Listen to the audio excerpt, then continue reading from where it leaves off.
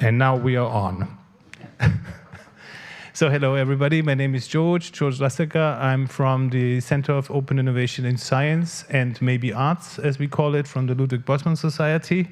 And we are very happy together with Genya Kusil to do a session with you, which we designed to be a more interactive session in terms of thinking about what healthcare, well-being, arts and science, and as well rural innovation could be in the future. I mean, this is also the background where we thought, why should we stand here and present what we are doing, not including this kind of great audience what we have here at this summit, to work together for these 2 hours. And we will definitely give you a little bit of insight to see what we are doing. We brought 2 cases. We will present them to you. So we are using now the next 20 to 30 minutes to talk a little bit what we are doing.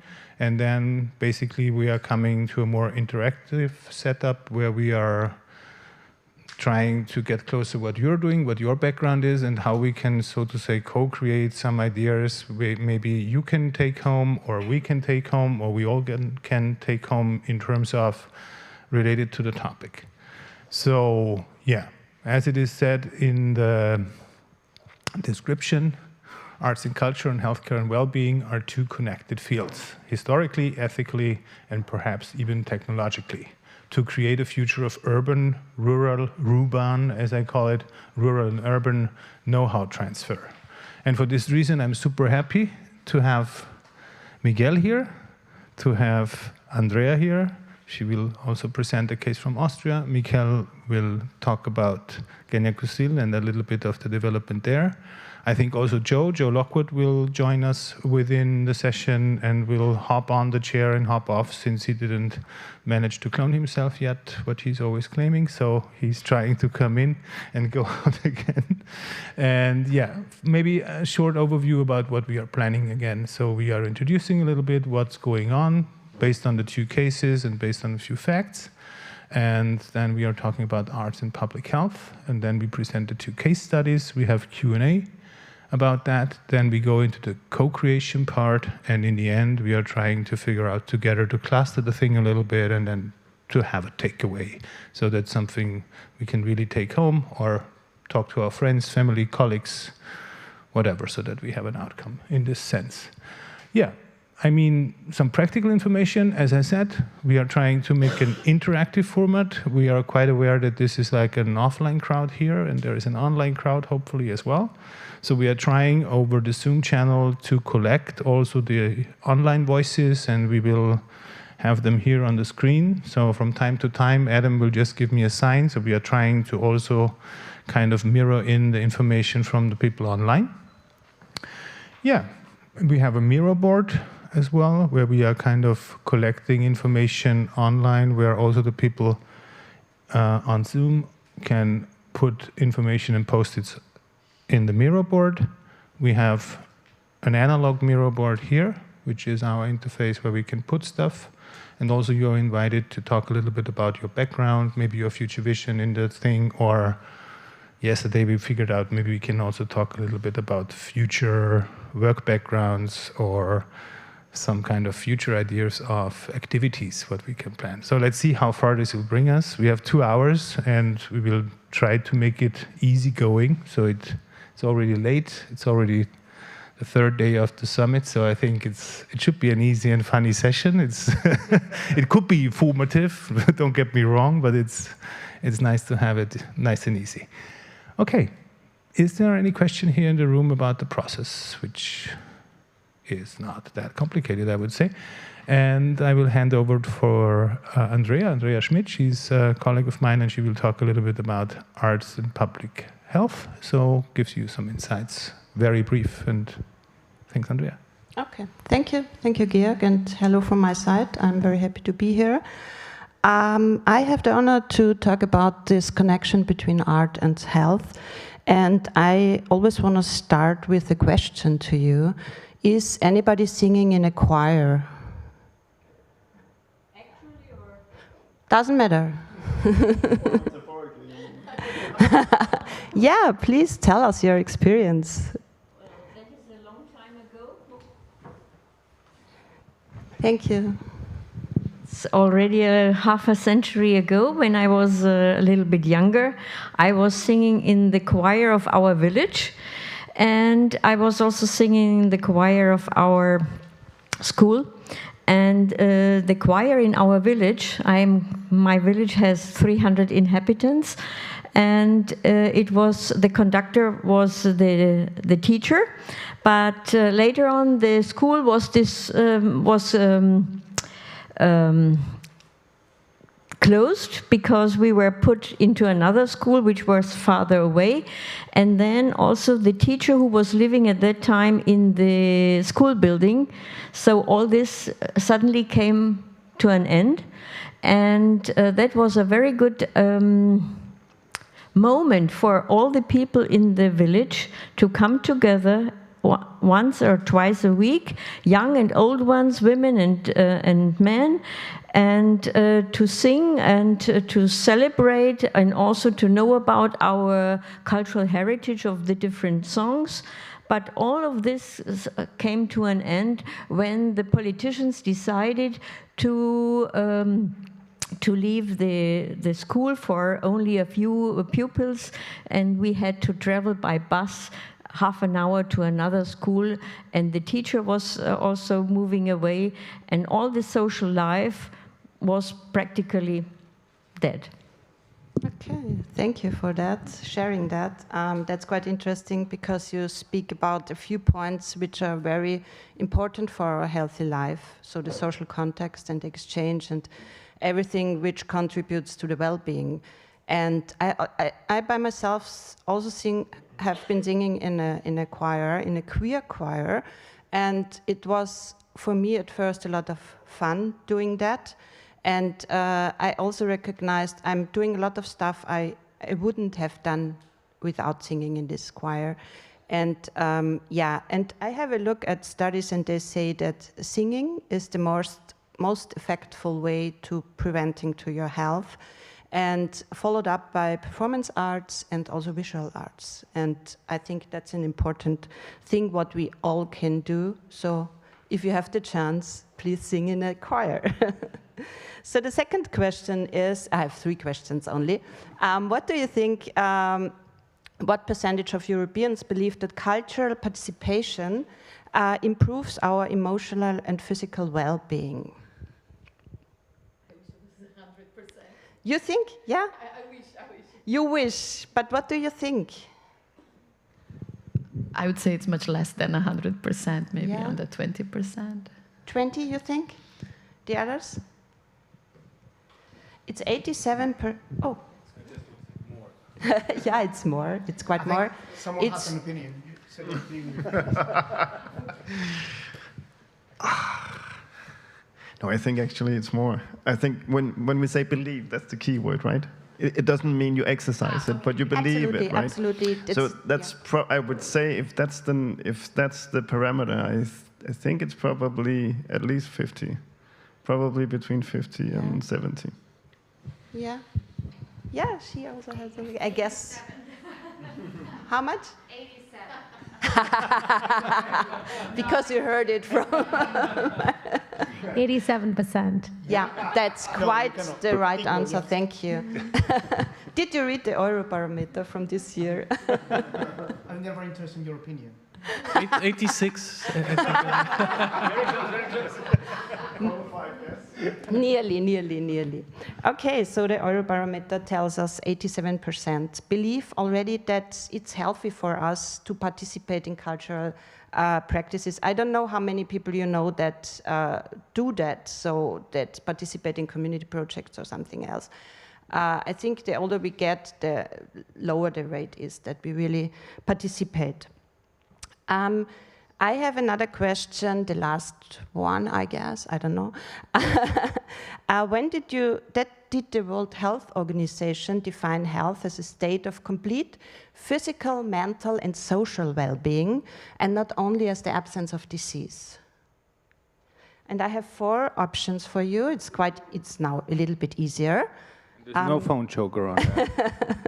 I think we have friends here on my left-hand side. Johan. Yeah, I would say 2000. Yeah? The others? 2000. You think so? Who think earlier? Who thinks earlier? 89. Yeah, me too. Who thinks still earlier? Earlier. Yeah, earlier.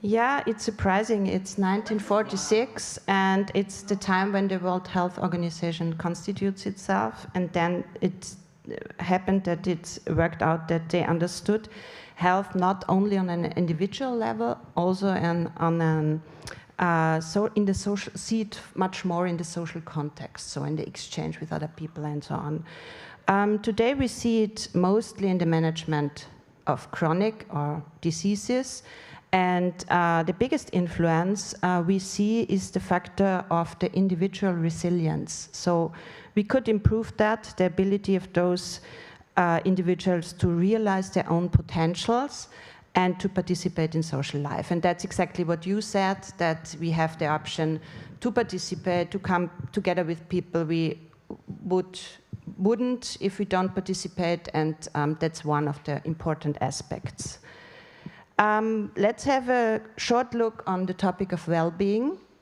So well-being, I brought a definition from Ryan and Deci. It's mostly they create a self-determination model, and they say that the satisfaction of these three basic needs, they are autonomy, experience of competencies, so that I got feedback or positive feedback from my community, and the social relatedness are the important factors in the sense of well-being. And all we can get if we do something creative, artistic, participative work.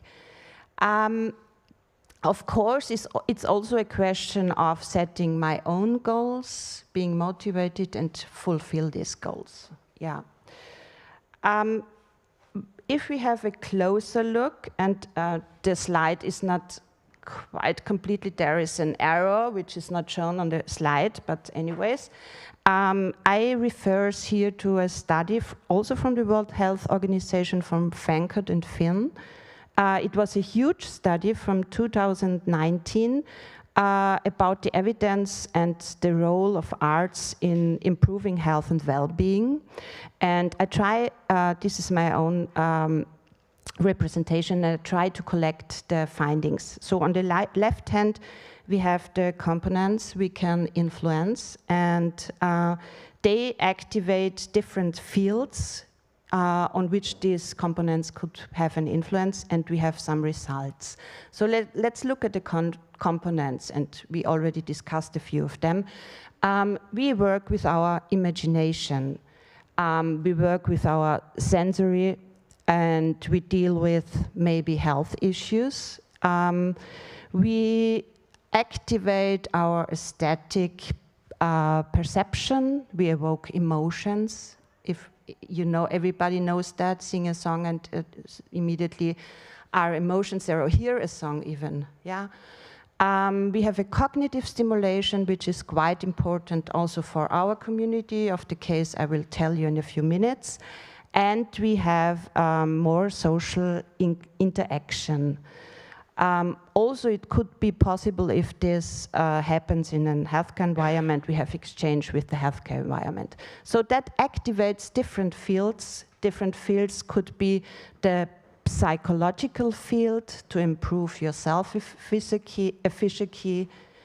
The physiological field, it's like you have lower stress hormone response and higher cardiovascular reactivity. Of course, the social, we already mentioned, so less loneliness and isolation, and it's influencing also our lifestyle, so we have a healthier behavior, learning more, developing skills, and that results in 4 different topics in the prevention. So we can use arts and health, or the arts and health could be helpful in the prevention, in the promotion, in the management, and also in the treatment of diseases. So concluding that, I can say how can art affect our health is in the main way stress reduction, strengthening resilience, also improving cognitive abilities, in the case mostly of old people, and reducing stigmatization. So people come together, they wouldn't, of different communities, of different backgrounds and so on. So concluding that, out of the research, we can say art has a preventive, therapeutic, and rehabilitative effect on our society. So that was it for now. I want to give you some inspiration and some numbers out of the literature. And we will now present you two cases which refers to the topic and which works with this topic to try to support, to develop a program in our case, and I will talk about the first project, to support vulnerable groups, in this case people with dementia, to come to a better life, to more quality of life, to a better well-being, to more inclusiveness. And that is what we try in a really rural region in Austria, in Lower Austria, in the Waldviertel it's called, where we develop now. So in the next week there will be Ideas Lab together with 20 stakeholders from the region, so affected people, their relevance, artists. We came with 3 different artists also from the region, so visual artists, performing artists and musicians, and also scientific persons work together with a design thinking method to develop 3 ideas which can pilot in the next year, and hopefully we came out with a program for this region, and also we try then to bring this program to other regions. So that's the first case we want bring to your mind that we can discuss further more. And the second case, I will take over, and yeah. then I will give over to you. I mean, what has to be said, maybe, is there a question? Yeah, what has to be said, it's about dementia and Alzheimer's. So we are working here with one of the most prominent diseases, which is actually, especially in the rural areas, very often covered through, so to say, shame, covered through non-communication. So this is why it's called anchor points, so that these people and also the relatives of these people and everybody who is affected, not only the ones who have the illness, it's the community nurses, it's the doctors, but it's more or less in the rural area, everybody who is connected to the one who have the Alzheimer's disease, can post out how they actually can deal with the issue on a non-medical base. So the important thing is that we are not focusing on the medical treatment, we are definitely focusing on everything else. So this is a little bit the approach we are having in the Open Innovation Center. It's a user-centered or a co-creation process where we are really trying to figure out the needs, but also to include the ones who are actually in the situation to design or create a new environment for them. So based on, thank you very much, Andrea, for the presentation as well, to give a little bit of insight how this could be connected as well to a greater transformation. But I see there are 2 questions. You have one and you have one. And then we will go to the next case, because I think we have plenty of time. Is it start? No, it's fine. I mean, it's fine. This is a very open format, so it makes sense. No, it's just going into the details of the slides, literally, like what does, I mean, so artistic activities, what does that mean? And the positive effect, what does that mean? I mean. Right. Andrea, you want? The activities will be developed. That could be, for instance, that we, it's difficult to say now because we develop it with the artists together, but it could be maybe that our goal is to create an open space where people with dementia and without dementia come together and work whatever they do. Maybe they draw something, they knit something, or they talk about the memories. So the goal is to give them an inclusive space, so they let them participate in the social life, and to reduce this a little bit this shame and anxious about this disease. And we try to reach people in a really early stage of dementia. And yeah, maybe I can conclude also here a few numbers, because we have 57 million people living with dementia, living with dementia worldwide. So it's a huge topic, and I think, yeah, it's important to do. I just wanted to ask, do you have any kind of data or statistics? Is there a difference in percentage between rural areas and urban areas in the distribution of dementia and Alzheimer? We have no data about that, because as we discussed before, the dementia diagnosis is often very late. So if people really have to move in the care center, and but we have a much better supply for people with dementia in the city. And in the rural region, we did a lot of interviews. We saw that the people mostly live sitting at home, or and also their relevants don't want to go with them in the for instance to public spaces, because they are so ashamed about them. And hopefully we can do something to break up this problem a little bit. And maybe here is the bridge as well to the common problems of the rural areas. So you have depopulation, so you have mobility issues, you have structural issues, and especially if you're, so to say, locked into dementia or Alzheimer, this comes much more to effect, right? Because you're very, so to say, alone. And what we are actually looking into is not just the disease itself, and this brings me as well to the connection now to Guinea-Bissau, because we started this project basically from learnings what we had here in Guinea-Bissau, because here we started with several projects. We learned a lot from Guinea-Bissau, from Lab Guinea-Bissau, and we thought, okay, how can we bring that case in our sense? We are working more in life science and in healthcare. So how can we translate? Because we cannot just copy something. It would not work for the regions. So we figured out, okay, are there some common denominators which we can figure out which are similar? And for sure we can agree that this depopulation, mobility issues, structural issues, but as well, maybe we have to get away from this vision that the rural and the urban are some kind of, for sure they are totally different worlds, but maybe they are also very much interconnected to each other. So, and I think maybe before we go now into this discussion, because we have some time for that, we will talk about the second case. And in the second case, don't take it wrong, this is 2 pictures of Mid-Journey. So it's a prompted and stereotyped picture.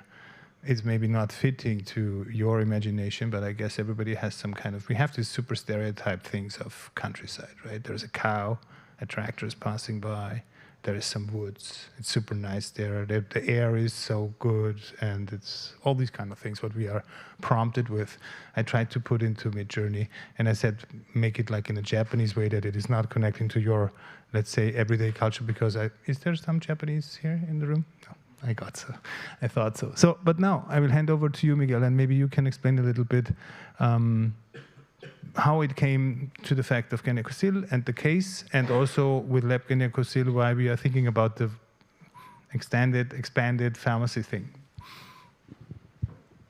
Well, first of all, thank you very much to both Andrea and Georg. It's very important issues for us in small rural communities, and people who go tomorrow and who do not know Guinea-Bissau, you will see how just geographically we are so isolated that we need to find different kind of solutions to health, because we are about an hour, 10 minutes to a hospital, and to the biggest health center about 35 minutes, which is in distance 16 kilometers. So, and we have a doctor coming every morning there, but we are out of the 24 hours without doctors or health professionals, we are about 20 hours. What happened in those 20 hours in Hanahuathil? The pharmacists are there 24 hours. They're neighbors, they're part of the community. They decided that they wanted to live in a different environment, more linked to art and culture, because they thought, as a young couple, they wanted to have their pharmacy elsewhere. And through the lab and this worry about healthcare, and I'm going to give you an example. Johanna, you were talking about dementia. A second, I cannot give you the exact figures, but all the elderly people which are taken away from Hanahuathil by their sons and daughters to the coast or somewhere because to look after them, they end up with dementia within 8 months. I mean, it's amazing.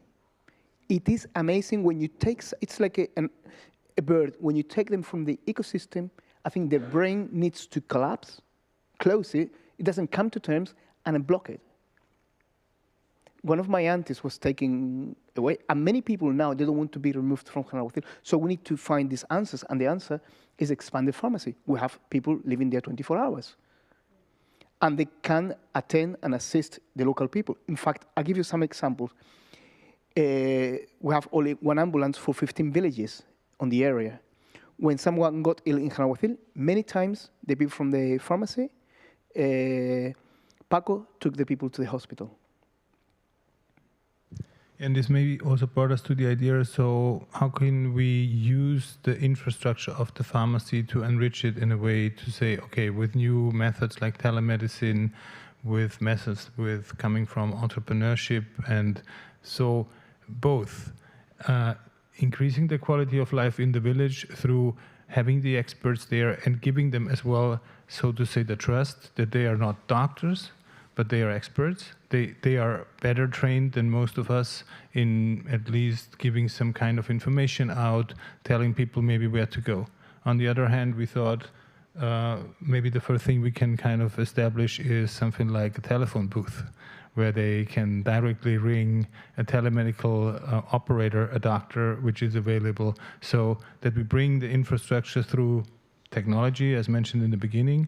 And then we also thought, but this also kind of implies some kind of entrepreneurial ideas, because pharmacies in the big cities become this kind of shiny places where they mix together some stuff. They have some super nice graphic design and everybody's going there. It's like we have several, I think I see it in the audience, like everybody's like, yeah, I know this pharmacy where I go where you can get the fancy stuff.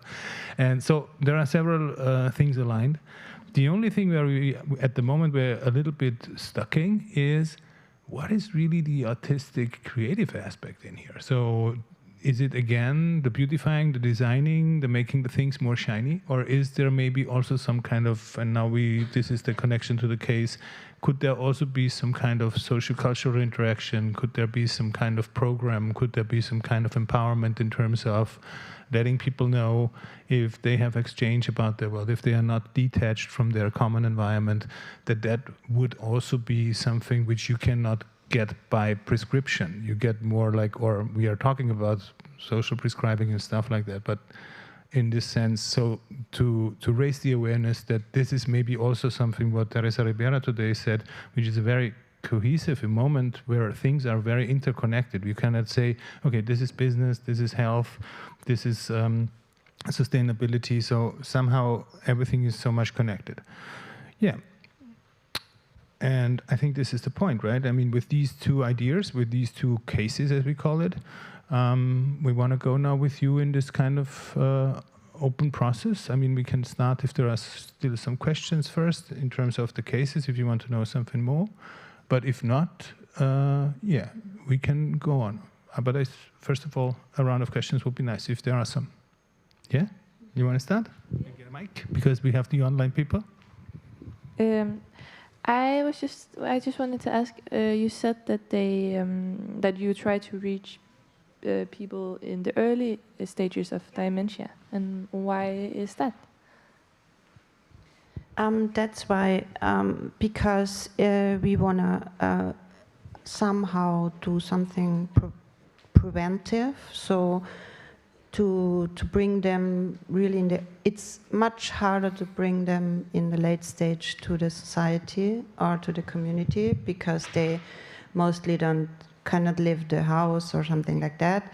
And in the early stage, we hope that we can support them in another way. So yeah, it's really hard to get them, because we work together with the community nurse of the area, and they know everybody, and she knows, because often they even don't have a diagnosis, because it's so hard to do that from different perspectives. But yeah, hi. I'm clone number 2. Okay, yeah. So that's why we think the earlier we get to people with forgetting things, the better it is for the project. And then, if you reach the people early, because I guess the dementia will keep getting worse, what happens then when it's worse? Are they still like, are you still in touch with them, doing stuff? Yeah, we try to get in contact with them, with the community nurse, and mainly we try to bring them together with other people, but also we can imagine that we visit them with an artist or something like that, so that we have both ways to get in contact with them and also bring something from them to the community or to the, I don't know, marketplace or to the church or something like that. And it's hard to say what exactly will happen, because we have this Ideas Lab in the next month or at the end of this month, and then I can definitely say more in what cases we really can try out in the next year. Yeah. Thank you. Yeah, welcome.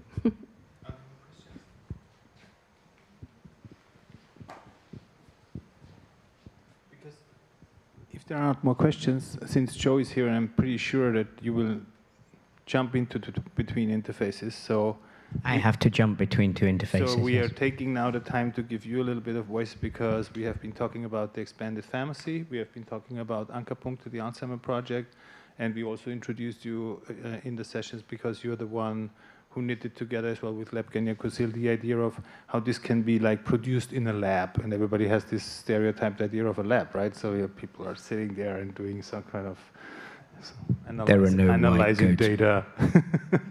So maybe you can give also, before we go into this co-creation part, a little bit of insight.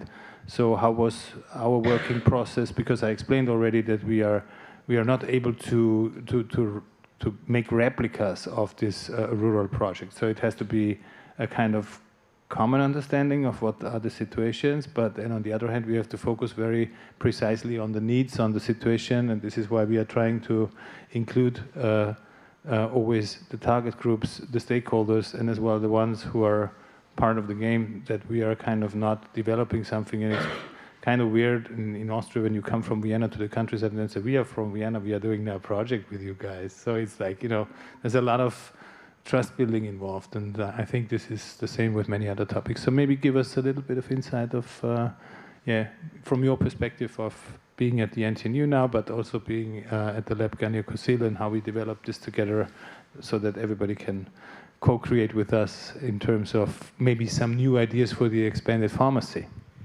I'll do my best. I don't know if I'll be that good, but so I think the kind of the question came out from the theme from the real world laboratory of Henawathe within Pacesetters, which is this notion of decentralized architectures.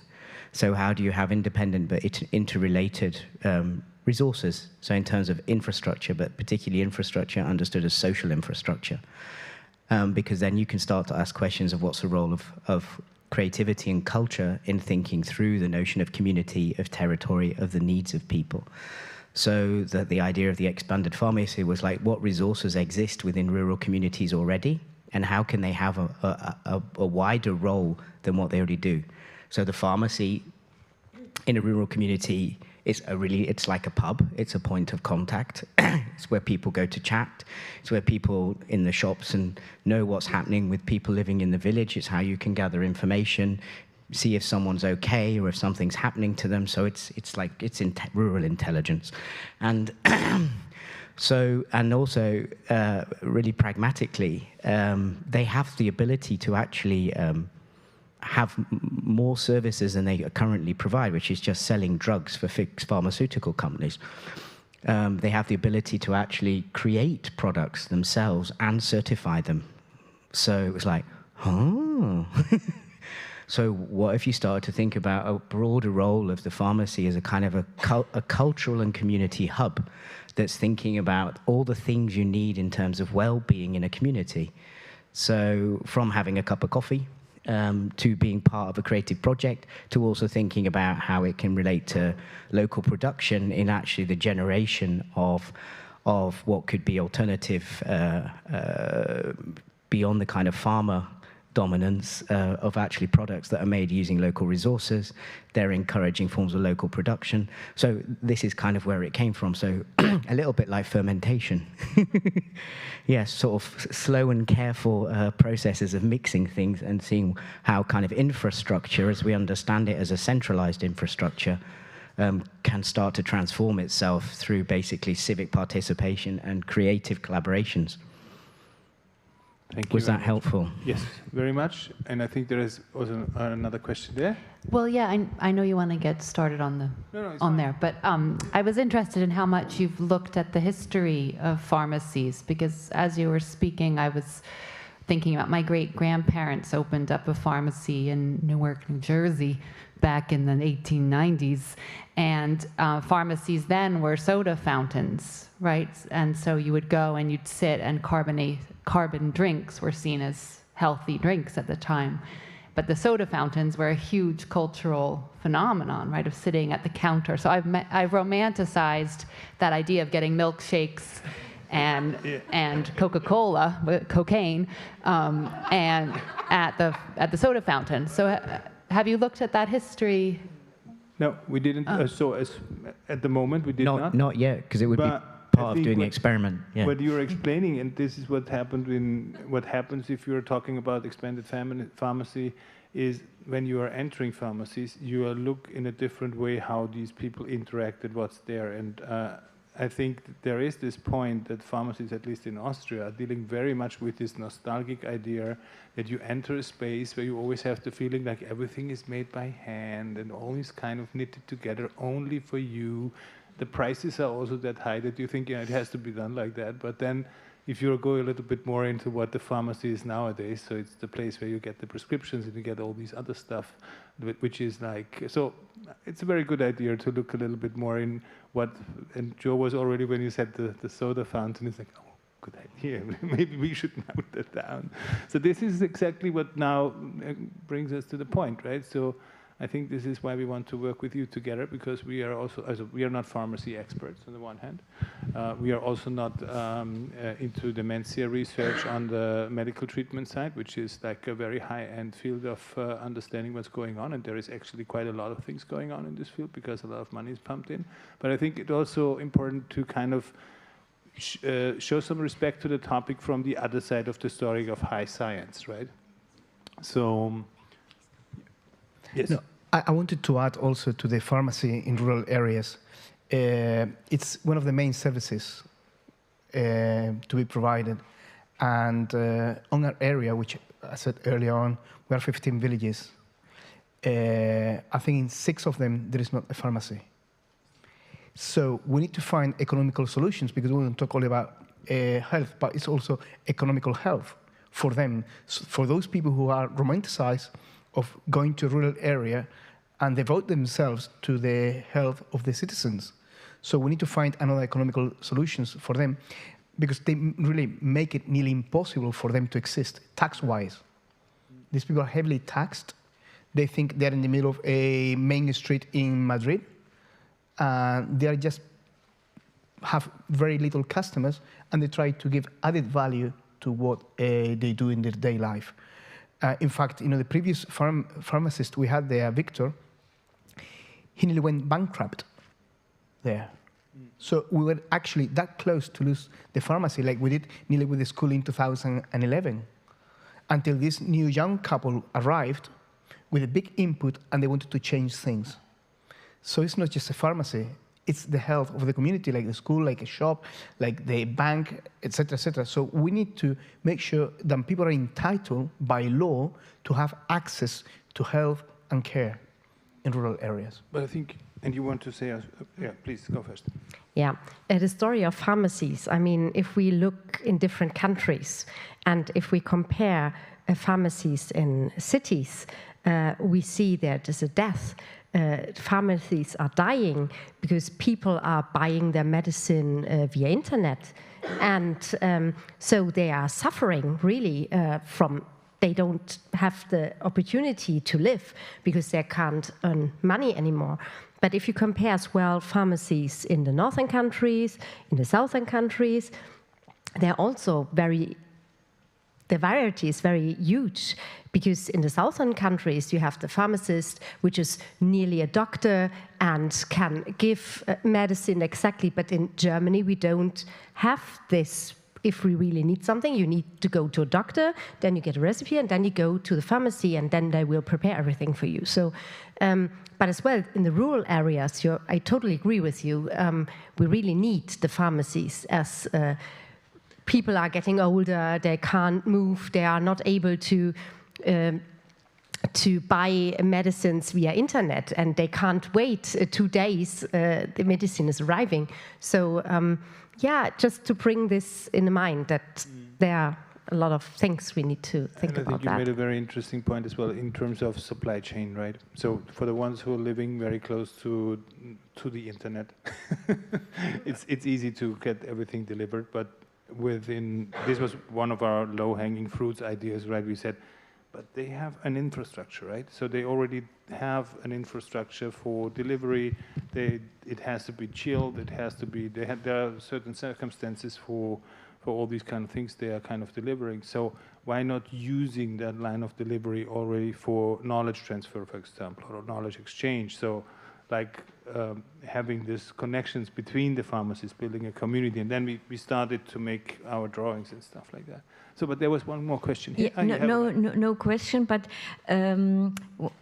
we discussed now what a crucial role this pharmacy will plays in a village. It is then we should come back to this is a kind of cultural systems service, yeah. And this is how do we? I mean, we are much more advanced in the ecosystem services, what they provide for society, for our well-being, and the same thing we have to do for cultural system services. And a pharmacy is something like that, a school, a museum. And we must give some economic numbers to this kind of services. Otherwise, we will end up that pharmacies will not survive, or a school will not survive, or even a restaurant will not survive, and a museum will not survive. But they are serving for a higher purpose, and that is something what we still have not achieved, this cultural system services. No, and I think that was the idea as well, is like you're talking about actually the immaterial, so exactly the cultural fabric and how they all interconnect. So, and also I mean, I know from Scotland, for example, there was a whole thing to look at well-being and move towards social prescribing rather than drugs, which would be take a walk in the park, go and visit your local museum, and then you start integrating, so you start thinking of the cultural fabric of the service, how it becomes related to each other, and the assets that different places have that you can combine. Exactly, the point I wanted to touch up on as well is, in a way, we return to this track of what you're describing is more of a practice, or integrated practices, right? That we need to in a way, reinvent or confirm or establish again somehow. And this is where the role of arts and culture concretely can actually make a difference, right? And we are already doing that. I just wanted to add a small notion. So I was actually working on a documentary film many years ago, not seeing the value of that it has today, which was actually mapping institutionalization of elderly people into care homes and the loss that happens there. And part of that was actually via the filming, doing processes with visiting places, anchor points, for some of these elderly persons in their life with dementia, in order to, with the filming, creating a process of understanding or re-understanding their past lives, and thereby, with an integrated practice, actually creating a pattern that then put together some of these cultural elements, or in a way, they were always there, right? But we'd have to connect the dots again, and maybe that's what we're talking about. Maybe we don't have to invent the wheel, we just have to reconnect to a large extent. But the infrastructure is somewhat lacking, right? That's what you're addressing. On one point, but also the logic behind it, that we understand that this is all knitted together, right? So when you said that there is, like, when you ask a person what you need in your, let's say, closer circle of what you can access, then you say, I need an ATM, I need a pharmacy, I need a petrol station, I need a bus station, whatever. So, and all these kind of things have to be enriched by, yeah, I also maybe need a museum, I also maybe need a jewelry shop. Place to it's exchange. very important. You need a bar. And you well, need food. I'm going to say a little point to visualize. It's sometimes the elderly people, because they are into treatment, they don't need to go to the doctor. They go every month to collect their medicine there. So the people in the pharmacy, they're on watch. They know. Well, you came to collect the medicine, what you look like, where you forget, you don't forget. So they're like rural scanners. And I can tell you, we have a shop, my family, we have a shop also in Hanaguatil. So my sister many times have called the son and daughters of local people, say, your mom is not eating well because she's not buying this kind of thing. So you can see easily the symptoms there because you have a personal relationship with the people and you know. And because we are right opposite the pharmacy in Hanaguatil town hall is right opposite. Many times they send me a message, Miguel, could you come tomorrow? I go next day and she said, so-and-so is having problem. I think how we should deal with it. Shall we take the doctor? Shall we tell the family? You know, what are the family like? So it's how we deal also with neighbors' health, you know? And now comes the tricky part. I think we are already in the middle of the thing. Oh, I'm sorry. Just wanted to mention I'm from Brussels, and my girlfriend was responsible for establishing an alternative care center. It was called Gugionissimo. I think we could learn a lot, or she could learn a lot from those best practices. But I remember the difficulties she told me. First of all, it was always the role of the doctors. They thought that they were always highest in the hierarchy, and alternative people, or that were not really the exact sciences, they were not taken seriously. Then she was also responsible for the building. You know, when you make a center, there are like rules. But then to include arts or places for yoga or music, this was not included in the building. So like when you build on new paradigms, there's so many practical things and societal challenges you have. And Gordon from Glasgow School of Art, yesterday we talked about maybe there is also involved some kind of future perspective of job opportunities, right? Because who is talking in the art schools about that you could have a role in the healthcare system or in the quality of life well-being system? So there is no kind of systematical approach behind it. So I think at the moment we are more in this kind of vision, how can we create an understanding for that, but then also can create cases or collect as well problems where we dumping in, because I mean the healthcare system is definitely not the easiest one to access. There are a lot of rules, a lot of standards, so you cannot just say, okay, we do it differently, then they will say no, not possible. Just adding that we are, you know, a lot of the examples bring also the holistic part of it, right? So looking at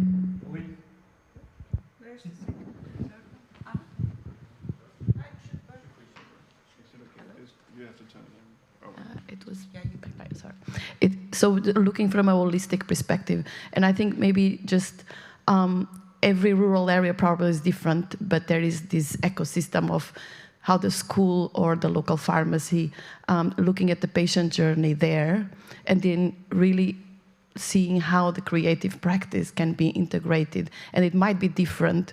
One of the things, particularly from the area of mental health, that I tested with some frameworks, is also the simplification. Sometimes in this practice or in this way to integrate not try to simplify as much as possible so that it also can be applicable in the different rural areas, because the key points are always the same.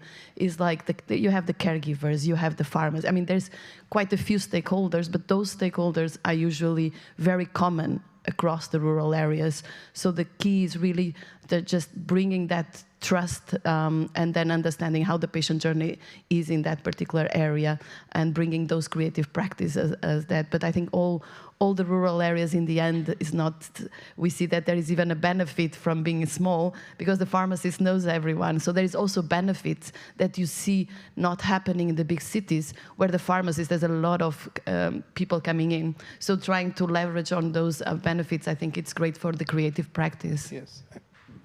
One more here.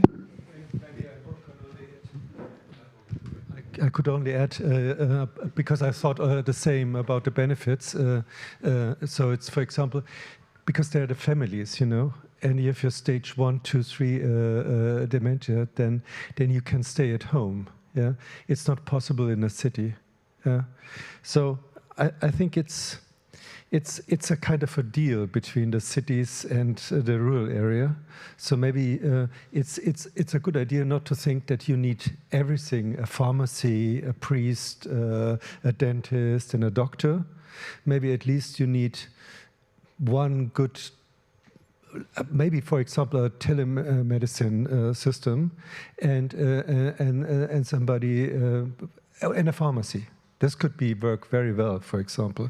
Or maybe you have a wonderful priest and a good kindergarten and whatever. So you know what I mean. So it's maybe a good idea to not ask for everything for all the same, but maybe look very close what you have.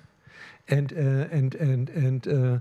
also bring all these benefits in. Yeah. And I think here we are with the enabling and enrichment. I mean, this doesn't mean that we have to bring everything in one person. Maybe there don't have to be a copy of the infrastructure as well, right? So and now we come to the point, I think, where we can work. I mean, there is so much expertise in this room. We can talk another hour.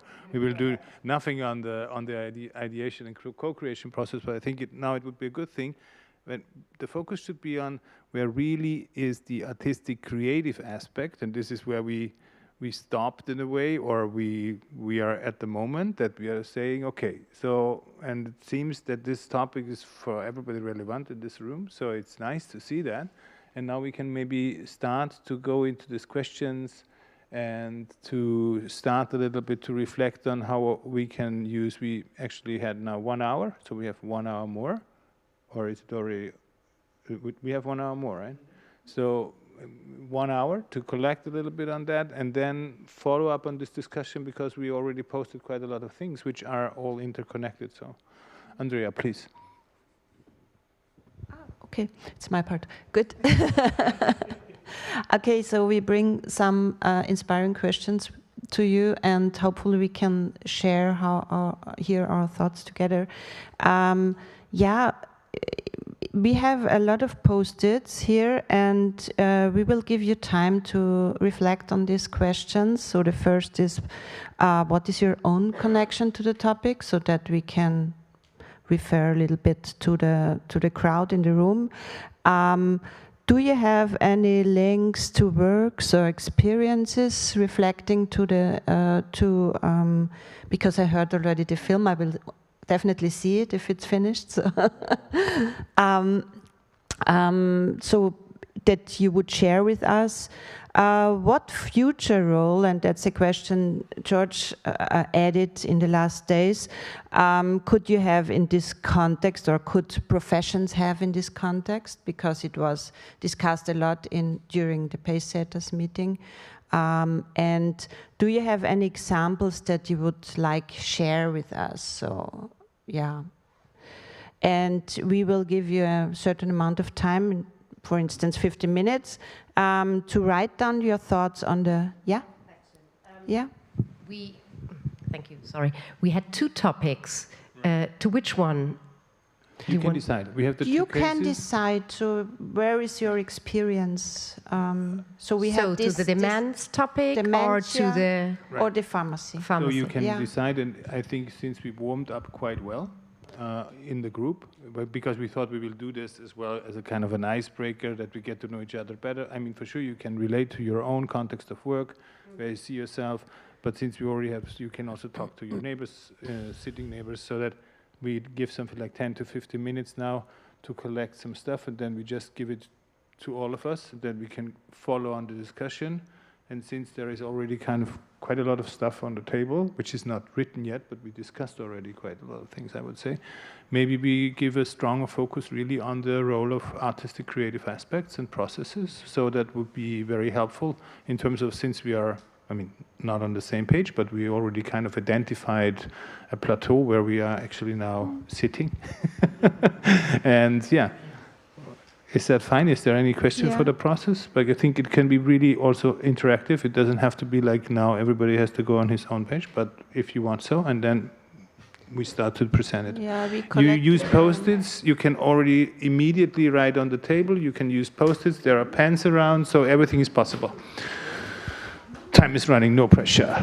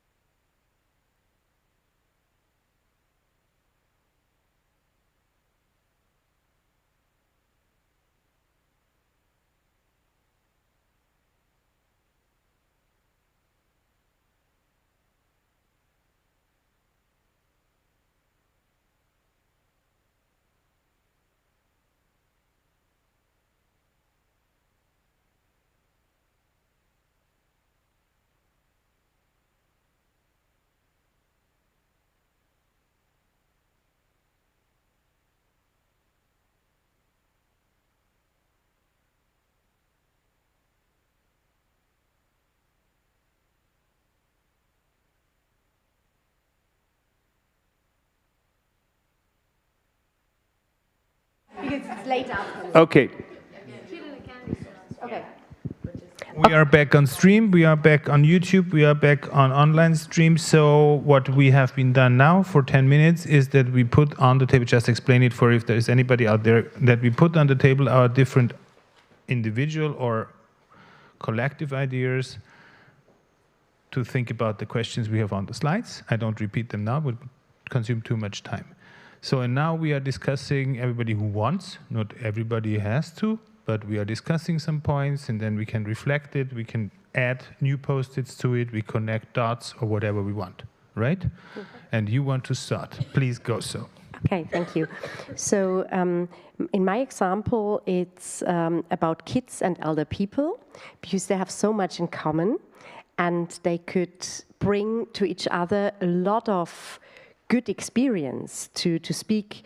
I mean, the elder people could speak about the history and about their experience, and the younger people could learn and give them a very to make them more important, the elder, that they have something to do and they feel that's their life and they are talking about their life. And I think maybe the culture and creative sectors, artists could bring more methods and bring it and to structure it more and to see which are the opportunities, bring them together as well for dement people, how they react and could be supported by the kids. Yeah, even it's interesting because the connection between the kids and the elderly people is often very special. So the grandpa and grandma is a very special connection. And both are often missing each other. So, yeah, really good point. You add something to that. I just want to say, I would even go a step further, not only with kids, but just with the families. So using art and creative practice to bring them together, because a lot of times, one thing I witness is the caregivers are almost more depressed than the people with dementia. They are going through hell because they have the kids to take care, they have their jobs, some people are quitting their jobs. So actually one of the things I would say is bringing them along on this journey will be key. Because they will be the ones that are carrying the burden. And what it was, I tested in a co-living space for mental health, but one of the things that can really make a huge impact with very little resources is bringing, as an example, music. But like when you stimulate the imagination, even people with dementia, they can relate emotionally, and that can bring both the caregivers or the family members and the patient together in that creative space. So it can be poetry, because there is always like an emotional connection, and that also at the end of the session, you see really a beautiful connection with the caregiver and the person with dementia, which I think is just very powerful. Yeah, and may I add something? And it's also an instrument that you give the caregiver. It could be also an informal caregiver that you can handle the situation with your relevance so much better. And just maybe just to say one of the things that, for example, the breathing, the relaxation method, it works for either, right? Because there is this frustration when they forget things. It's hard for the people with dementia, and it's hard for the caregiver. So aligning them with their breathing, with music, it just really has a huge impact on kind of lowering their heart rate. So I mean, there is like, and then there is the sensorial, the internal senses, where just like the lowering the heart rate and the breathing just connects them also at a stronger level. And I think it fits quite well. Who wrote tactile experience? Because you talked about sensorial, because maybe you want to talk about that as well? Yeah, I have worked in a nursing home with different people also with dementia, and I have also worked at a high school in Denmark with where you have to work with students who has disabilities to become a student yourself. And what I think I realized a lot is, because for example, in the high school, there's people who didn't have any verbal language, or there's people who have Down syndromes, people who can't move their legs. There's all kind of people, and what really connects the students without disabilities and the student with disabilities, I think, was through both verbal but also non-verbal experiences. So smells, for example, we had sailing, and there was this girl she was tiny, couldn't move her arms, legs, anything, didn't have any verbal language. But there are so many other sensory things happening when you are in a sailing boat. And there is a sense of belonging in being together in that boat. There's the smell of the sea, there's the motion of the ocean, and on all these things, which connects you without you having to have that language together. And the same, I think, I realized when working with people with dementia, for example, is sometimes the mind forgets, but the body remembers. So you can, some people who couldn't even go to the toilet could play the piano, and they don't know why. But it's just the body that remembers. And just, when we had different workshops and stuff, just listening to music, making something with clay, even if it's just a little clump of clay afterwards, I think that whole sensory thing that happens creates joy, memories sometimes even, but just like if it's it gives something that you don't have to think of why or have to explain with words, but that then makes your body feel something. So for me, I think that's also like smells, sounds, that can really be meaningful in these situations. And that brought me also to actually thinking about, what if we had like crafts and culture and prescription? What if you could have a prescription to go do something like that? Yeah, you have this in UK. In the UK? Yeah. Yeah. Wow. It's been really effective. Because the people at the school also had a lot of, before coming there, loneliness and isolation from the rest of society, being told, no, you can't work with ceramics because you can't move your hands. And then all of a sudden they have a ceramic workshop where someone is helping to move their hands, and they're like, oh, I created this, and I felt it, and I touched the clay. And I think that gives them a lot of confidence and belongingness, and then you do it in a collective with other people. But you mentioned now cultural prescribing, and it's not social prescribing. I think this is where we are at the moment, that social, cultural, and I think we should not overgo that, because I don't think that so many people are talking about it. I mean, it's there, social prescribing, it's there, but it is also not very much implemented in other countries. So in the UK, in UK, it's quite implemented. It's quite good implemented. Yeah, we talked about a lot. We too talked about a lot. But how can we that we so to say make also this in Austria happen? We had pilots and yeah, but it's not. It's not normal. Normal. In the UK. Yeah, it should be, but it's not. Particularly in places with low resources, using this as a complementary, because we always need medication, right, or whatever is the situation. But how do you complement that with this social prescribing that connects the people and also reduces the stigmatization? I think this is also key, because a lot of like both dementia or mental health or creates this isolation that by complementing with this social and cultural prescribe. But this is, I think, very new, very pilot in some of the countries, but not very. Maybe you want to continue because. Yeah, no, I was thinking that I was maybe too practical, but I think, sorry, when you create a new system or a pharmacy with cultural activities, you need a new space. And I think artists are the ones who can create fantastic or rethink spaces and how we use them.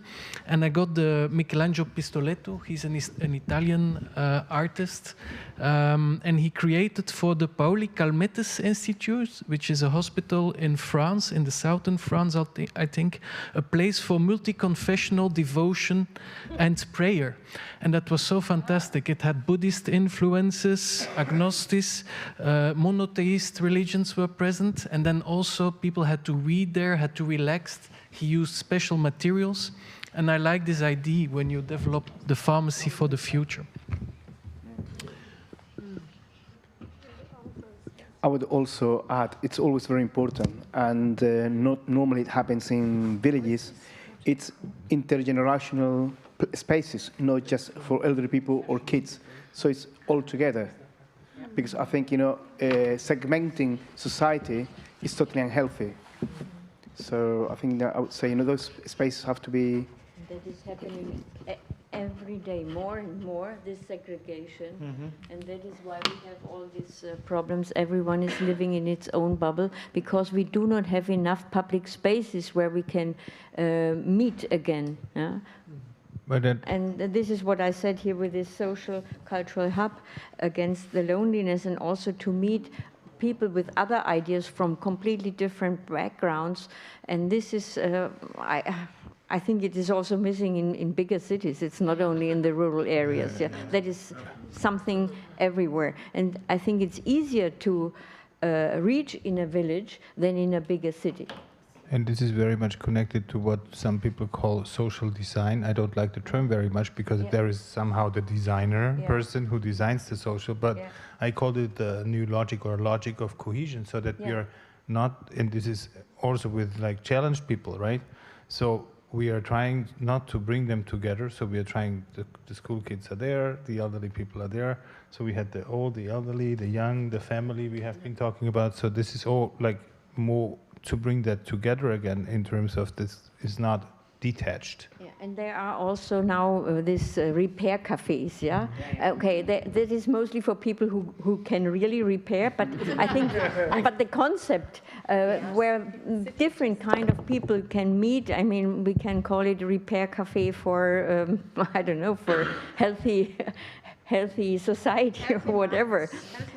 Yeah, and I think this concept of a repair cafe is exactly such a cultural heritage, a social cultural hub, where we can meet different kind of people and I only meet with the people I know. Yes. But the people I don't know, yes. Yes, yeah.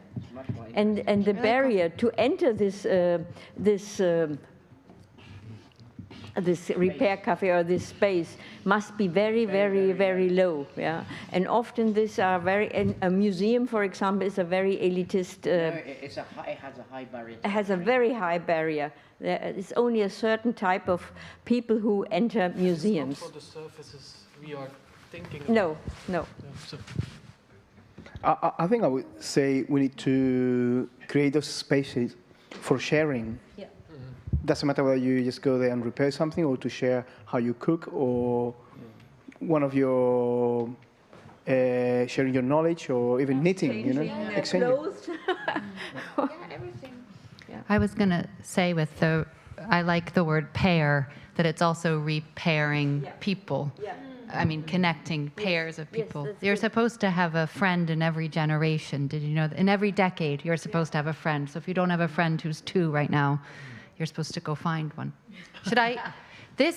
I put a lot of, should I go into? Yeah. So I put a few examples of projects. So listening benches is something that a doctor in I think it was Zimbabwe set up. There were only 4 doctors for all of Zimbabwe. So he trained grandmothers in how to be psychotherapists. Do you know this story? So then there'd be benches that were set up, and a grandmother would sit on a bench, because as he says, no one was going, grandmothers aren't going anywhere.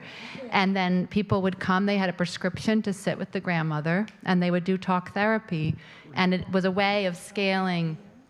And they have listening benches in kids' programs and kids' playgrounds now, where you can sit, if you're lonely, there's a bench, and you're supposed to go sit on the bench, and other kids will come. But that's one example of that. The other examples I had of projects, Beamish Museum in Northeast UK is a living museum, a living history museum. So they have buildings from the 1950s, from the 1980s. It's called Beamish Museum. It's a living open air. And they have a pharmacy, an old pharmacy there that you can go visit. That's a cultural experience, but also it's a way of like going back through time. And I was thinking about in Egypt, if you've ever been there, there's perfumeries where they create perfume for you, and you feel very special, even though they made the same one for the person before you. those were, and then ZUK is a wonderful UK theatre company that has made every phone booth in the UK ring on January 1st. And I was thinking about your idea of phone booths and then olfactory immersive experiences, Shahira Hamad, and you put Peter de Coupore, who create, so going back to the sense of smell and that.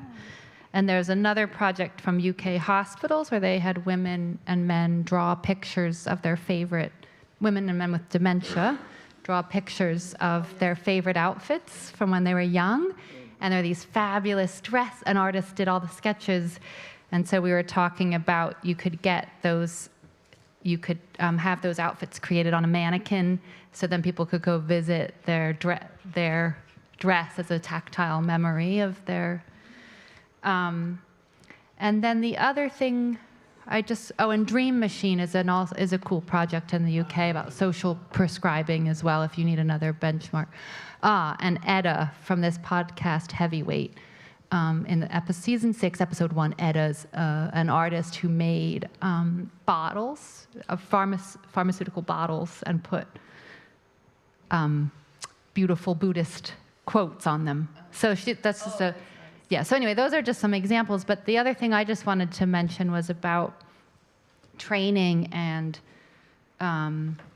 social embarrassment. Is it still there? It's gone. Where did I put it? I'm embarrassed. It got removed. Oh, public humiliation, I called it. So I grew up with someone who can't speak, and so in public, he makes very strange sounds, and people would stare. This was in the 80s, and it's like humiliating to be with someone like that when the public isn't aware. So when you're talking about people being afraid to leave their homes because they're embarrassed. So with colleagues, I set up a relaxed performance project many years ago that was to train theaters. So I think there's something around how you help people think about public humiliation. And I imagine in your town, when people leave their homes, there's not a sense of humiliation because it's a close community, but there is something about how you train people to help people not feel embarrassed and ashamed when they're out. And Mia, I don't want to put you on, this is my last one. I don't want to put Mia on the spot, but Mia was talking about one of the young men that she was working with who had schizophrenia. And Mia entered his world and the voices that he was hearing and played with him. And as a result, they had this magical breakthrough in his mental health.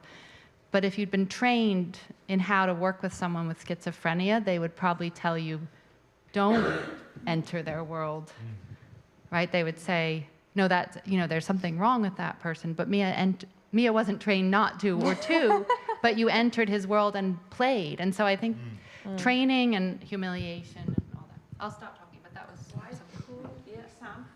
Yeah. Yeah. Yeah, now I'm totally muted.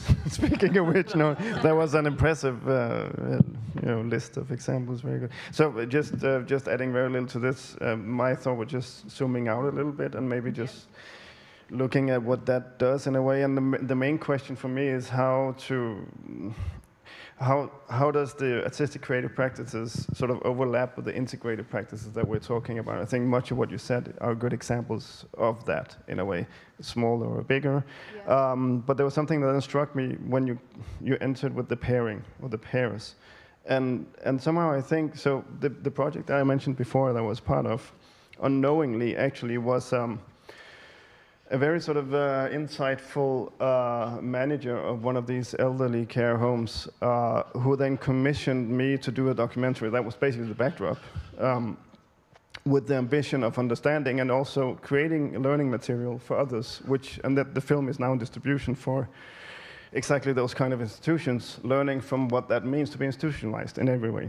Anyway, so I was just thinking that's an example of how to combine elder care and creative processes, right? That's actually doing that. So by establishing patterns of, for example, visitations at, the history of the people that have issues or are getting older, revisiting their histories in a way where it's just an expanded elder care in a certain way. That's one. So that's pairing, the pairing thinking in a way might be a way to think the integrated practices as creative. So not necessarily having a creative project, but just having an expanded elder care or pharmacy or whatever it is. So, exactly, but not necessarily. So so how do we come out of this sort of issue with knowledge transfer that we were talking about in an earlier session today, right? I mean, where it needs to sit on its own, but where there's a fluency between how we think the creative practice and how we exercise our, well, healthcare or whatever it is. Can I add something to that? Exactly. No, go ahead. No, you go. I was just thinking of. Now I lost it.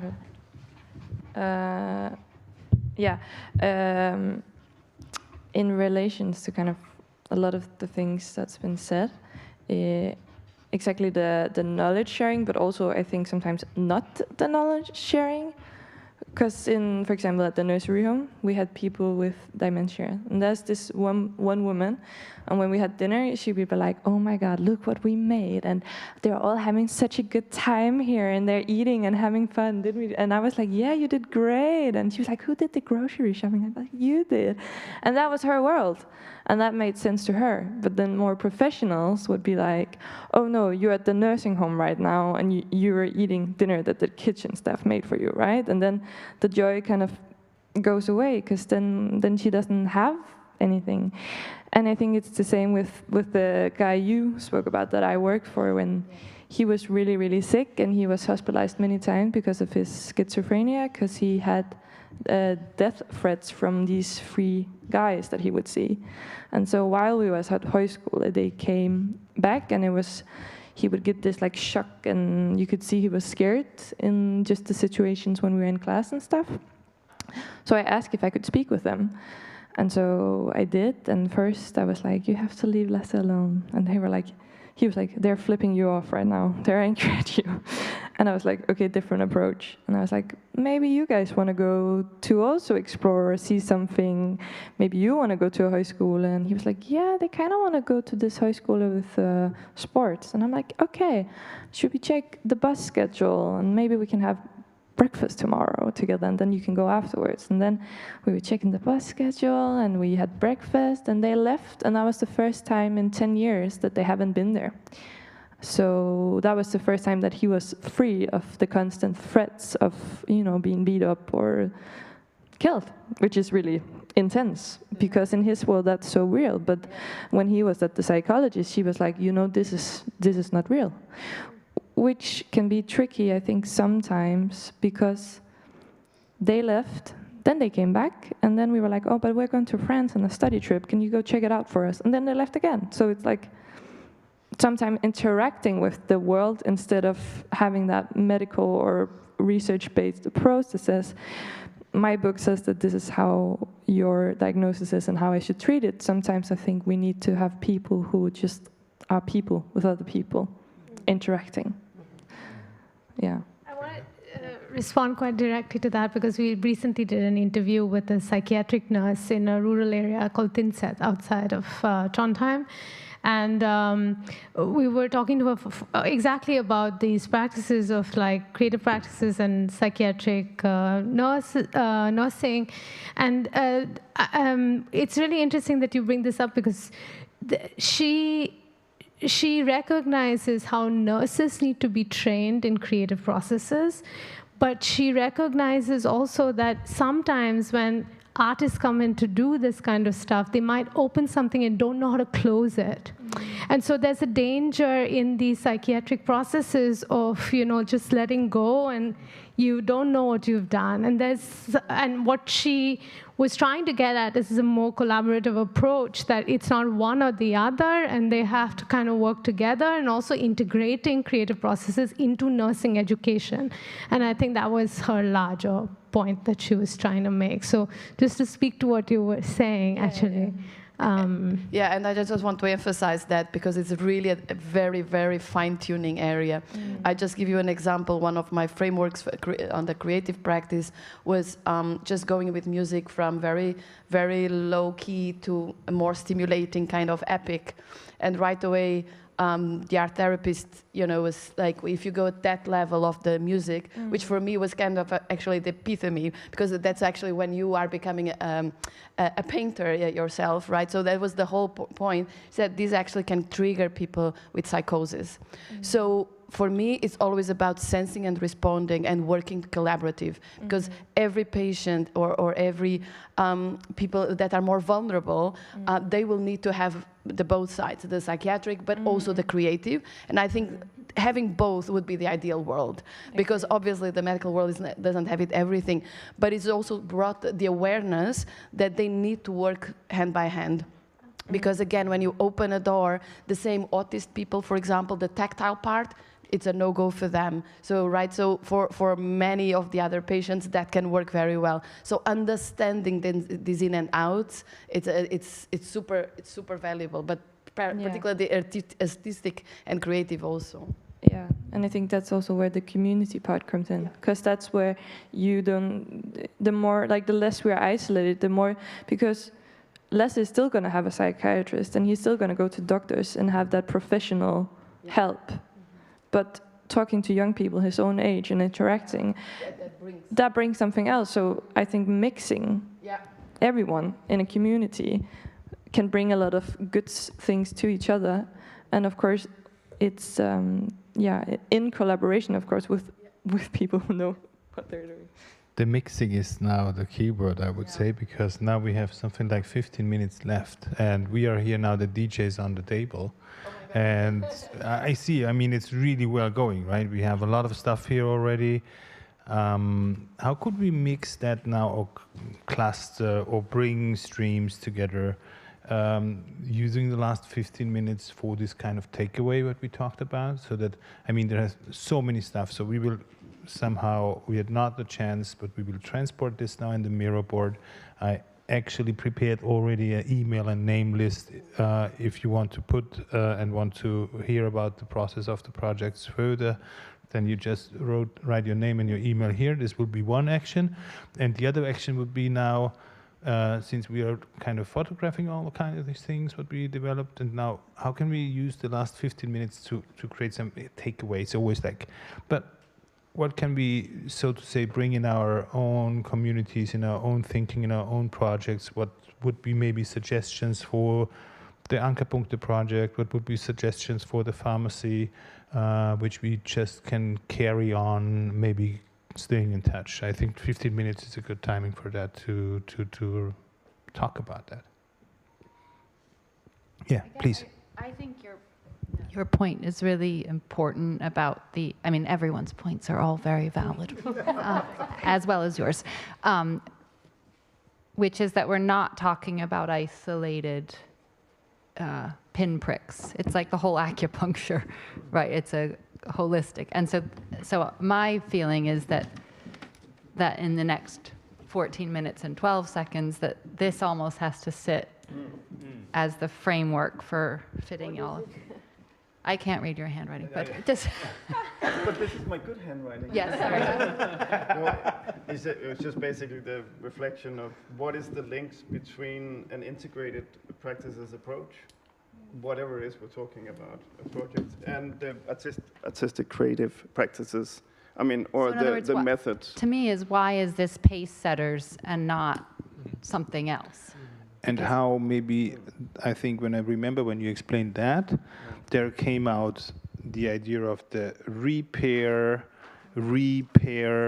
I here have then created Pair Aunts as a brand, because they talked about the aunts here, so like little aunts which are going like the holistic approach, right? It's more like a group action. It's not like one project after another. So I think we have already something created here which is pretty clearly not related to one single project, to one single person. But what we also see here in Pacesetters is that it is a growing community of people and projects which are having a certain know-how to go a step further. And this feeling is there.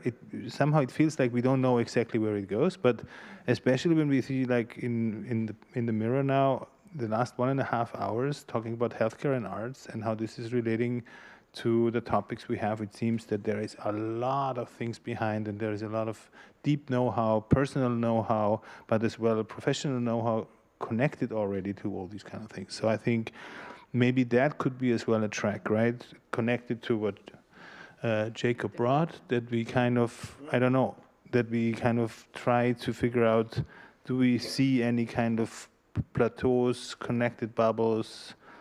Is there anything maybe as well for this future roles, what we think maybe we have definitely to change in a way to also get out of our bubble in a way?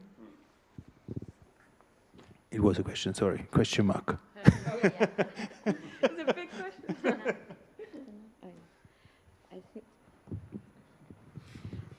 I think very central is really to have this common space. Yeah? Yes. It must be some kind of a room or a building, and not only, I mean, a pharmacy is fine. It can be also a school, it can be something else, what the community, the council, the mayor provides, and it must have enough space so that people can meet, and then the space can be designed, and with the creatives, it must be appealing, it must be a beautiful place inside, you know, different colors and nothing boring, a little bit more beauty, and then bring the people together, and that they can maybe also drink a cup of coffee or tea or whatever, or what you said with the fountain soda. Okay, cocaine, I come. The gin. Say it again. Yeah. Well, we already have the space in Hanawafield. We started about 8 months ago, where it used to be the space for the elderly people. We thought, it's not right. Because at the end, it was being used like different times by different people. And we thought, okay, there are no times, no people. It's whoever wants to go into the space, they have to share it. Yeah. And they ended up now on, let's say, they celebrate birthdays there. And sometimes like elderly people are there. And then the kids arrive, turn up, and they can have a piece of cake. So there is no like an opening or closing time. They go to the town hall, they get the key. If it is open, they can go in. If not, they can come and collect the key. But now this shows again how important it is as well in all these processes and decision-making and ideation processes to have policymakers in it, to have decision-makers in it, because you can ask for spaces, and they will give you some crappy space, but we want to have a beautiful, senseful, joyful space. And I mean this, and you talked to me and you sent me actually the plans for that. You remember? So this is really like, so it is again a very interesting cohesion, that this shows that things are going on, and we have not been thinking about Genekasil now. We have been in a very, as you called it, holistic way, and but then we have to pinpoint it to a case again. So for me, it works. I love the idea of the key as a physical, like that. The key itself should be very beautiful, like a, you know, it's like a beautiful gift. Yeah. Well, people like they can tell you when they come to Hanawafield they have a key for everything. So they go to the lab, everybody say, yeah, it's a key. We just give a set of keys, and for them to take home. It's not too big. Yeah. But I think what is also key, and I think this applies and I think you actually mentioned, sometimes when we mention art or creativity, people get really scared. And what I think what is key, what you are also showing, is that it's organic. It's a space. I mean, it didn't start as a beautiful, probably amazing painted, right? It can get there, but it just was created organically where people start to come and go. And then slowly, maybe each of them can make it even more beautiful. Or an artist resident can come and make it beautiful. I think the physical space is also a mental space, because the physical space might exist. I have seen the most amazing, beautiful spaces empty or absolutely with no soul, no emotion. So you need to integrate, and I think that comes back to what you're saying. Integrate, there you go. There you go. We see that in immigrants, yeah, it's beautiful. So just keep that integration in spaces that are already there, and that requires a bit of design thinking to understand what's already in the rural area or what's already existent that one can use. And I think that's a beautiful example. You didn't start with amazing resources in place. Start simple, grow from there. As long as people go, that's the starting point. Is a physical and emotional connection there. That's a very interesting point as well, because beauty, sense, and joy, all these things, it's not so much only built on resources, right? Exactly. It can be created also from a spirit, from something that you feel. And then I think, because it would not make sense to just ask for more money, for more resources, I think the grounding has to be that. For sure, then resources are important. Things are important, spaces are important, but I think this is also some learning that maybe we switch it, right? We say like, no, this is there, and if this is there, other things should come. So it is more like not just asking for something, right? Good. Has everybody who wants put the email address on here? Okay, cool. Maybe for follow-up, would it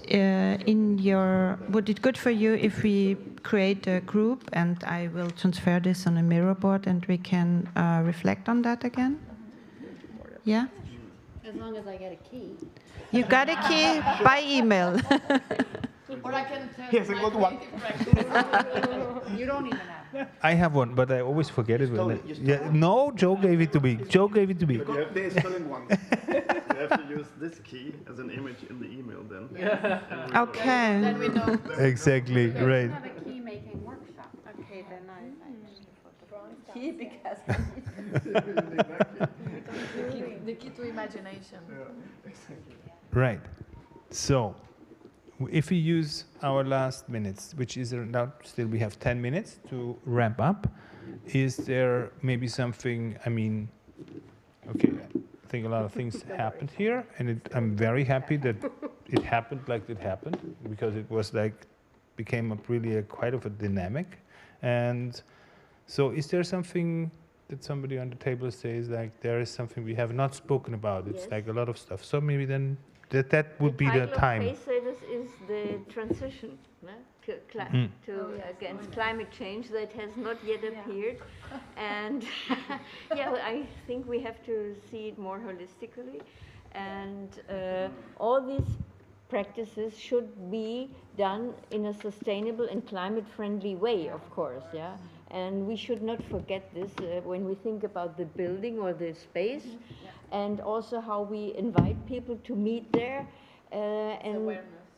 It is really awareness, and also these repair cafes or social hubs or whatever we call it, they also could be a space for where people can find information or knowledge, where when they want to know something about climate change or something, that there will be, that they can find the information there, or how dementia is related to climate change can be increased. Yeah, that is, yeah. And it's so funny, because when Andrea and we planned the thing, the first thing we have been talking about is like, but we're doing something on healthcare. This is not actually related to climate change, right? So what we ask ourselves, we ask ourselves first, like, what do we answer if somebody asks us in the round, is it connected? And then we reflected on that, and we had like, for sure it is connected, because it can only be in a kind of behavioral moment where you are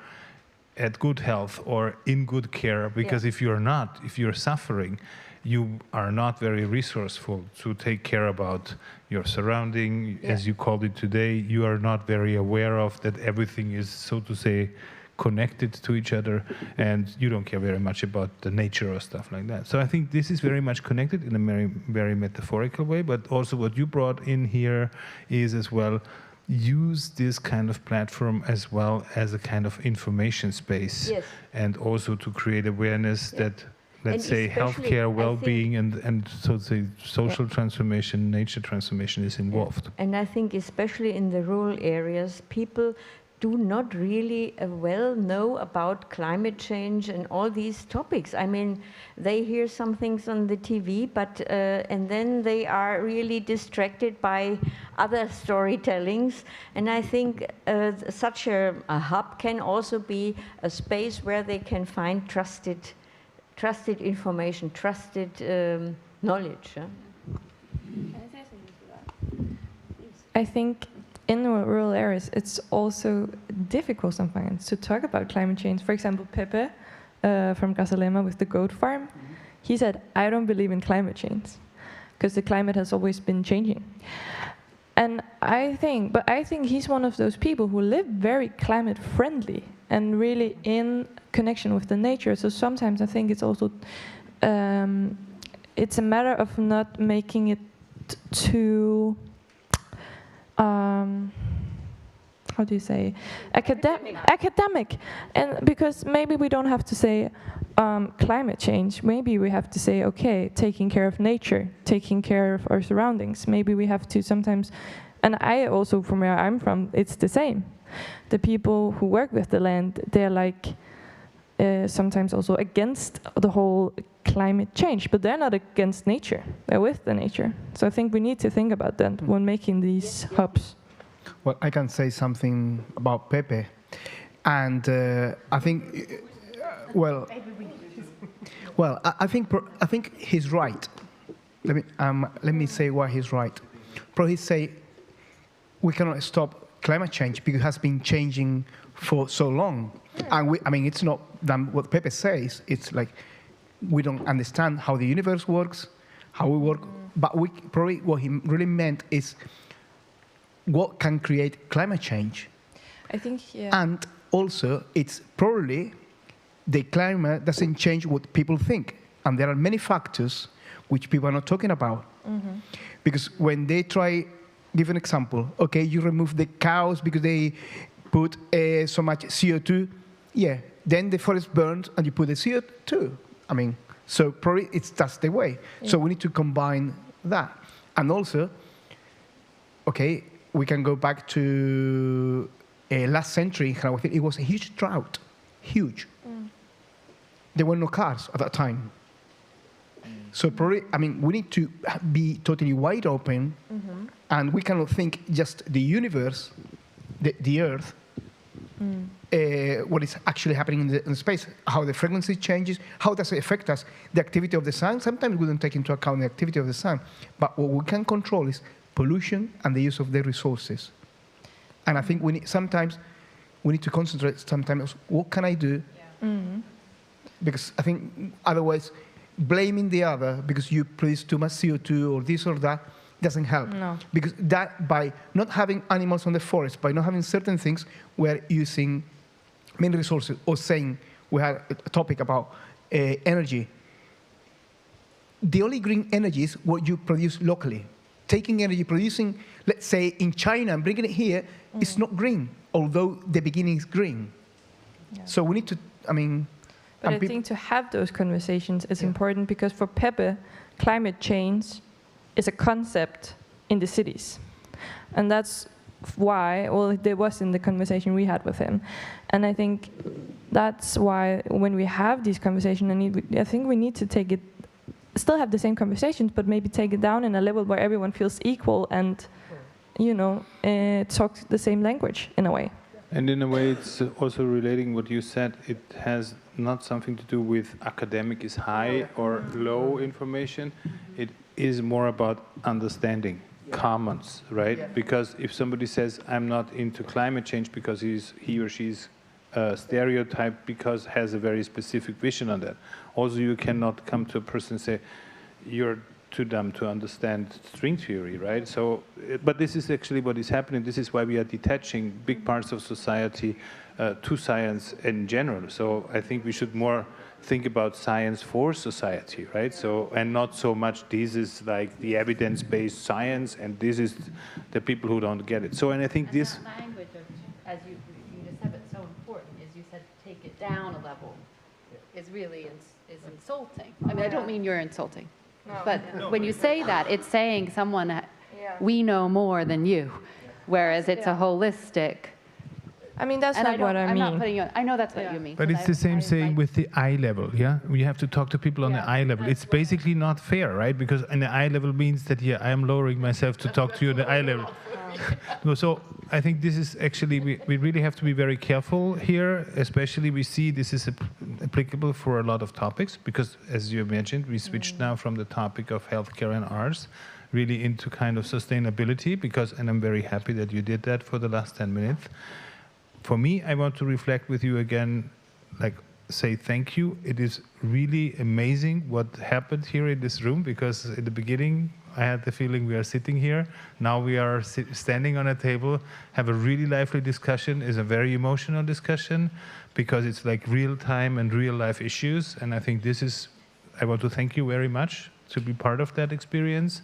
And as well, we will inform you about the next steps or outcomes of the projects, the 2 cases we presented to you.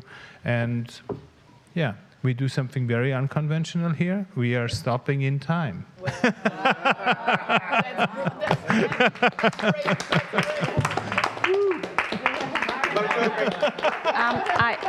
I also want to say thank you for your kindness and for working with us so intensively. I'm quite surprised. I'm quite happy about that process. Thank you. Thank you, guys. Thank you. You did well. I didn't know the project well, so that's why I didn't know how the people here to go with us. No, I'm head of department of the Art Academy. This was basically, it's a long time ago, so filmmaking wasn't my main profession. But it just came out as a passion. Then there was just a project that came along, and then I moved as far away since then, but in retrospect, time over 15 years ago, and then I realized how much I did also. Because I was also a collector of so many And so many learnings, right? I mean, for me, like the creative practice and all these came, you know, completely outside my main day. Because I was studying very different, like environment, and then I was part of this, workshops that can bring I will get it from and I think that space we say about sharing knowledge is so important.